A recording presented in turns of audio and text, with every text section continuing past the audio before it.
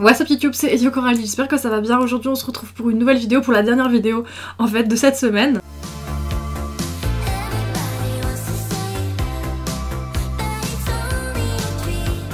Donc dans la vidéo du jour je vais réaliser un look inspiré de Keroppi, pour ceux qui avaient deviné éventuellement. Je ne peux pas vous dire s'il y a certains d'entre vous qui ont deviné ou pas parce que je filme vachement à l'avance, donc j'en sais strictement rien. C'est la dernière vidéo de cette semaine spéciale Sanrio. Si jamais vous avez soutenu cette série, ne serait-ce qu'en regardant les vidéos, merci beaucoup à vous. Je sais que c'est pas forcément quelque chose qui parle à tout le monde, donc qui plaît forcément à tout le monde. Donc voilà, merci si jamais vous avez regardé, liké, commenté à un moment donné, merci beaucoup. J'ai déjà eu quelques retours, les premières vidéos sont déjà sorties au moment où je parle, donc merci beaucoup à vous. Quand j'aurai terminé ce look, je vous inviterai à mettre en commentaire quel est votre look préféré de cette série. Je vous avoue que j'ai hâte de terminer ce make-up pour pouvoir mettre toutes mes photos les unes à côté des autres. Sans plus tarder, du coup c'est parti pour ce dernier look de cette semaine. Je commence par faire mon teint de manière tout à fait classique, donc je prends mes deux bases, une base nourrissante et une base pour lisser les pores. J'ai utilisé les mêmes bases à peu près à chaque fois quand je faisais mon teint de manière classique parce que c'est ce que j'utilise en temps normal. Hein. Et ensuite du coup je mets ma cushion de chez Romand, que j'aime toujours autant, et je crois que j'arrive à la fin. Heureusement c'est des cushions rechargeables en fait. Tu peux enlever l'espèce de mousse et en remettre une autre et en gardant le boîtier, donc c'est plutôt cool. Non franchement gros coup de cœur pour cette cushion. Hein. Donc bref, j'applique ça avec mon éponge, ensuite je mets le correcteur Born to Glow de chez NYX.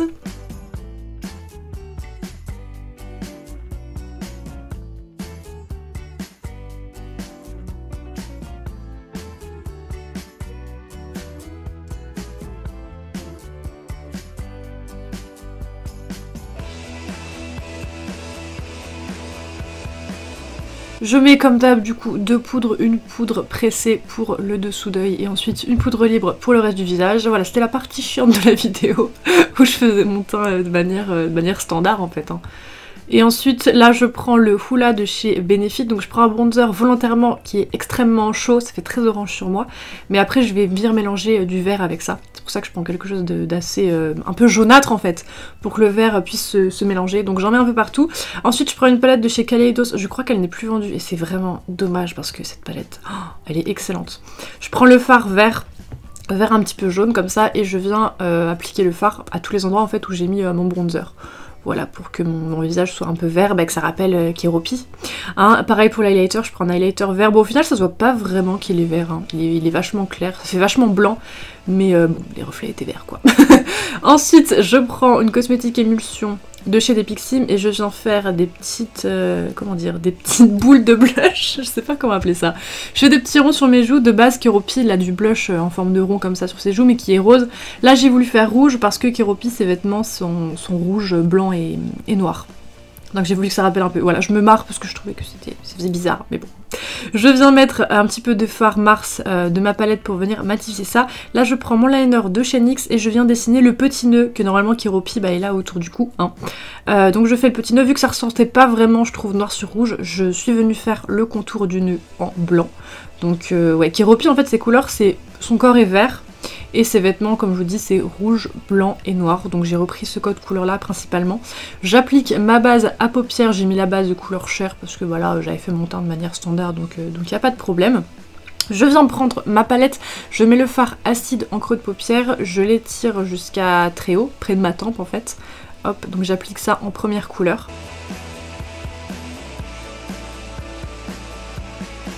Ensuite je viens le dégrader avec la couleur verte de la palette Kaleidos que j'ai utilisée pour mon visage. Donc c'est un vert, vous voyez, il est beaucoup plus jaune en fait, hein, beaucoup plus jaunâtre.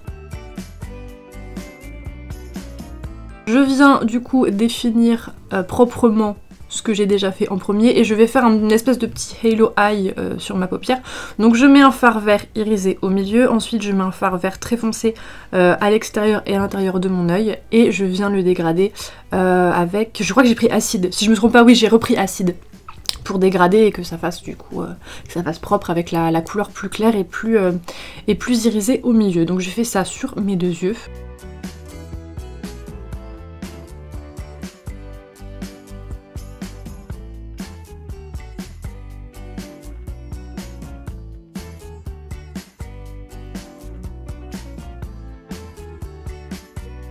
Je fais mon ras de cils comme le haut, hein, vraiment avec les deux teintes vertes.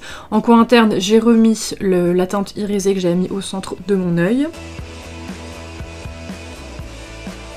Ensuite je prends des petites paillettes de chez Lemonhead, donc qui sont vertes, fluo. En plus celles-ci je crois qu'elles sont réactives à la lumière UV. Bon je m'en sers pas dans cette série mais je vous le dis, voilà. Donc je mets ça en coin interne, ensuite je reprends le liner blanc et je viens définir complètement ma forme. J'ai repassé plusieurs fois pour que ce soit un petit peu épais parce qu'après vous voyez là je prends un rouge à lèvres liquide rouge pour venir faire des petites hachures, des petites stries pour que ça rappelle le haut de Keroppi. Bon au final avec le recul, quand le look n'est pas terminé comme ça, juste les yeux verts et le liner comme ça, blanc et rouge, je trouve que ça fait vachement Noël, ça fait sapin de Noël et le liner en mode canne à sucre. Pas canne à sucre, sucre d'orge pardon. Je termine du coup en faisant mon liner, j'ai fait un très petit liner en fait parce que je voulais pas que ça casse trop le truc. Mascara fossile comme d'habitude.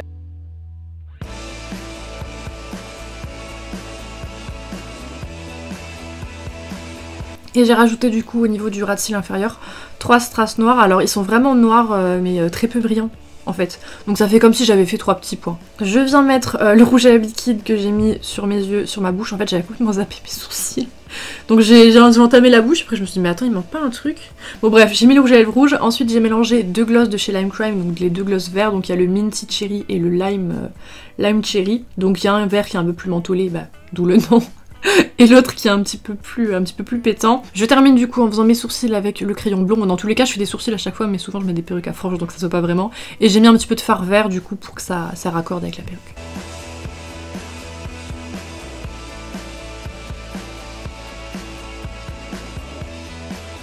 Bon bah ça y est, je crois qu'on a enfin terminé cette semaine maquillage Sanrio. J'espère que cette semaine vous a plu. Je vous laisse maintenant que vous avez le dernier look devant vos yeux mettre en commentaire quel a été votre look préféré de cette semaine.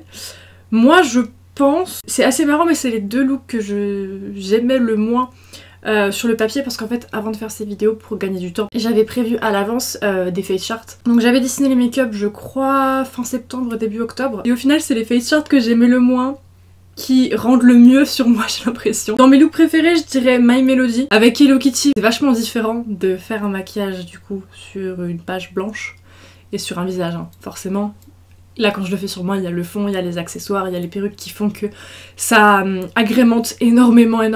Et du coup ouais voilà les 2 looks que je préfère c'est ceux que je sentais le moins quand j'avais fait les face charts. Dites-moi du coup en commentaire quel a été votre look préféré pour cette série. Vous pouvez liker cette vidéo si ça vous a plu.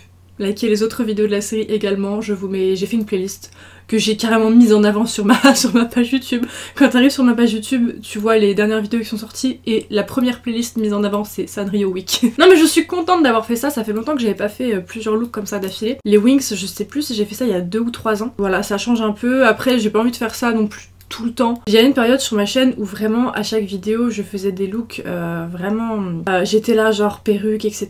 Vers 2018-2019 là vraiment j'étais à fond, je sortais 3 vidéos par semaine, j'étais tout le temps là avec des wigs, avec des looks et tout. Et en fait je suis arrivée à un moment je me suis dit mais c'est super cool ce que je fais mais moi genre Coralie je suis qui, je ressemble à quoi? Je me suis fait une crise identitaire toute l'année dernière. Je vous avoue, je me suis dit mais moi quelles sont mes caractéristiques, quels sont mes traits physiques, moi je suis quoi en fait? Non je pense que vous devez trouver ça un peu bête mais à force de me déguiser, bon, je considère un peu ça comme du cosplay hein, sincèrement. Je sais que les puristes vont pas être contents parce que je fais pas les tenues etc mais pour moi quand je fais des maquillages comme ça, des looks inspirés de personnages de fiction, de dessins animés, de films, de séries etc ou là d'une marque, moi personnellement même si je fais pas la tenue et que je fais que le visage et les cheveux etc, je considère ça globalement comme du cosplay. Mais à force de faire comme ça des looks inspirés de personnages de fiction, des déguisements etc, c'est là où en fait je me suis dit mais ok c'est super bien, je peux me transformer en pas mal de personnes. J'ai même fait des maquillages de stars, genre j'ai fait Iggy Azalea, Christina Aguilera. À force de me transformer en plein d'autres trucs, vraiment je me demandais qui j'étais. Je sais pas pourquoi je fais cette parenthèse là à la fin de cette vidéo, ça n'a pas grand rapport. Mais du coup voilà, je suis contente d'avoir refait une série comme ça. Donc j'espère en tout cas que cette semaine vous aura plu. Je vous dis à bientôt pour la prochaine vidéo et en attendant, bisous.